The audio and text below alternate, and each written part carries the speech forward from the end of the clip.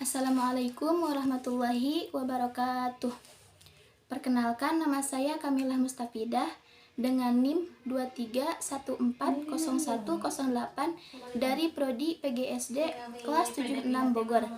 Yang saya hormati Ibu Dr. Rostrianawati Sukmono MPD sebagai dosen pengampu mata kuliah bimbingan konseling. Pada hari ini saya akan mempresentasikan hasil tugas saya untuk memenuhi penilaian ujian tengah semester yang berjudul Komponen Layanan BK. Berikut ini adalah outlines atau pokok pembahasan yang akan saya bahas pada hari ini. Komponen layanan BK. Yang pertama, layanan dasar. Yang kedua, layanan responsif. Yang ketiga, layanan perencanaan individual. Yang keempat, dukungan sistem. Yang kelima, penempatan dan penyaluran layanan BK. Yang keenam, evaluasi dan akuntabilitas. Layanan BK yang berupa penyiapan pengalaman secara terprogram melalui pendekatan kelompok untuk mengembangkan perilaku seperti yang dikehendaki oleh tugas-tugas perkembangan yang terumus dalam standar kompetensi kemandirian peserta didik. Selanjutnya, konseli dibekali berbagai pengetahuan dan keterampilan yang berguna bagi kehidupan konseli, utamanya menunjang bagi tercapainya SKK PD. Yang terakhir, pengetahuan tentang hidup hemat, dunia kerja, jenis kelaminnya masing-masing, keterampilan untuk menyongsong memasuki dunia kerja, dan masih banyak lainnya. Implementasi terbagi menjadi 5 bagian. Yang pertama, bimbingan klasikal. Yang kedua, bimbingan orientasi. Yang ketiga, pelayanan informasi. Yang keempat, bimbingan kelompok. Dan yang terakhir, pelayanan pengumpulan data. Layanan responsif.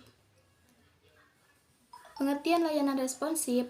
Layanan responsif yaitu pemberian bantuan kepada siswa yang menghadapi masalah dan membutuhkan pertolongan dengan segera, sebab jika tidak segera dibantu akan menimbulkan gangguan dalam proses pencapaian tugas-tugas perkembangan. Tujuannya yaitu untuk membantu siswa agar dapat memenuhi kebutuhannya dan memecahkan masalah yang dialaminya, atau membantu siswa yang mengalami hambatan, kegagalan dalam mencapai tugas-tugas perkembangannya. Masalahnya yaitu, yang pertama, merasa cemas tentang masa depan. Yang kedua, merasa rendah diri. Yang ketiga, berperilaku impulsif. Yang keempat, membolos. Yang kelima, malas belajar. Yang keenam, memiliki kebiasaan belajar yang positif. Yang ketujuh, kurang bisa bergaul. Yang kedelapan, prestasi belajar rendah. Yang kesembilan, malas beribadah. Yang kesepuluh, masalah pergaulan bebas. Yang ke-11, tawuran. Yang ke-12, manajemen stres. Yang ke-13, masalah dalam keluarga. Implementasi. Konseling individual dan kelompok. Kolaborasi dengan guru mata pelajaran atau wali kelas. Kolaborasi dengan orang tua. Kolaborasi dengan pihak-pihak terkait di sekolah. Konsultasi dan lain-lain. Layanan perencanaan individual.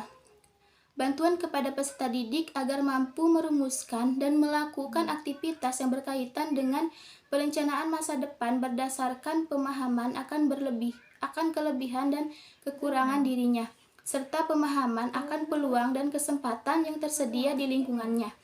Tujuan layanan ini adalah membantu siswa agar memiliki pemahaman tentang diri dan lingkungannya, mampu merumuskan tujuan, perencanaan atau pengelolaan terhadap perkembangan dirinya, baik menyangkut aspek pribadi, sosial, belajar, maupun karir, dan dapat melakukan kegiatan berdasarkan pemahaman, tujuan, dan rencana yang telah dirumuskannya. Layanan perencanaan individual.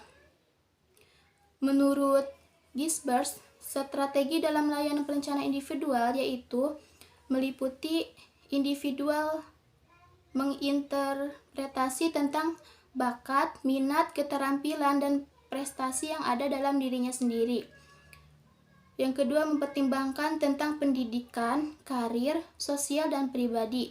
Kemudian, bagaimana individu tersebut untuk merealisasikan. Selanjutnya, membantu individu untuk membuat rencana apakah akan melanjutkan sekolah, bekerja, atau mengikuti training atau kursus. Yang terakhir, menindaklanjuti data yang diperoleh untuk kemudian dievaluasi.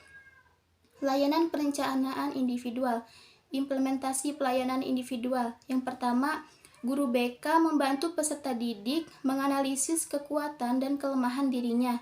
Yang kedua, pelayanan penempatan atau penjurusan dan penyaluran untuk membentuk peserta didik menempati posisi yang sesuai dengan bakat dan minatnya. Dukungan sistem, menempatkan dan menyalurkan layanan BK, memperoleh tempat yang sesuai untuk mengembangkan diri secara maksimal atau untuk mengembangkan potensi dirinya, menempatkan diri dalam program studi akademik dan lingkungan kegiatan non-akademik, membantu siswa untuk menyesuaikan diri dalam situasi baru, baik dalam pendidikan maupun pekerjaan, sehingga mereka dapat memperoleh kepuasan, berkembang bebas, dan bijaksana dalam mengambil keputusan. Jenis-jenis layanan penempatan dan penyaluran. Yang pertama, layanan penempatan di dalam kelas. Yang kedua, penempatan dan penyaluran ke dalam kelompok belajar. Yang ketiga, penempatan dan penyaluran ke dalam kegiatan ekstrakurikuler. Aspek evaluasi. Yang pertama, program bimbingan dan konseling. Yang kedua, proses pelaksanaan bimbingan dan konseling. Yang ketiga, hasil atau produk dari pelaksanaan kegiatan pelayanan bimbingan dan konseling. Tujuannya yaitu terbagi menjadi dua, ada tujuan umum dan tujuan khusus. Tujuan umum yang pertama, meneliti pelaksanaan program bimbingan dan konseling. Yang kedua, mengetahui efisiensi pelaksanaan program bimbingan dan konseling. Yang ketiga, mengetahui jenis layanan yang sudah atau belum dilaksanakan dan atau perlu diadakan perbaikan dan pengembangan. Yang keempat, mengetahui sampai sejauh mana keterlibatan semua pihak dalam usaha menunjang keberhasilan pelaksanaan program bimbingan dan konseling. Yang kedua yaitu tujuan khusus. Yang pertama, mengetahui jenis-jenis layanan bimbingan dan konseling apakah sudah ada atau belum diberikan kepada siswa di sekolah atau madrasah. Yang kedua, mengetahui aspek-aspek lain apakah yang perlu dimasukkan ke dalam program bimbingan untuk perbaikan layanan yang diberikan.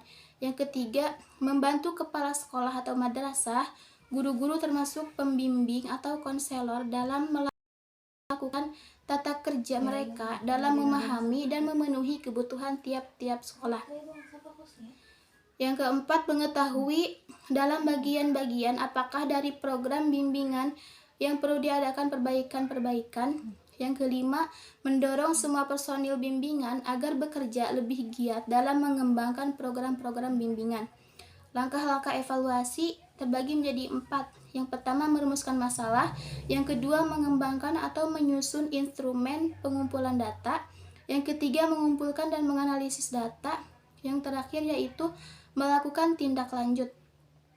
Fungsi evaluasi yaitu feedback bagi guru pembimbing untuk memberikan informasi kepada pihak pimpinan sekolah, guru mata pelajaran, dan orang tua siswa tentang perkembangan sikap dan perilaku atau tingkat ketercapaian tugas-tugas perkembangan siswa. Baik, hanya itu yang dapat saya presentasikan, kurang dan lebihnya mohon maaf. Wabillahi taufiq wal hidayah. Wassalamualaikum warahmatullahi wabarakatuh.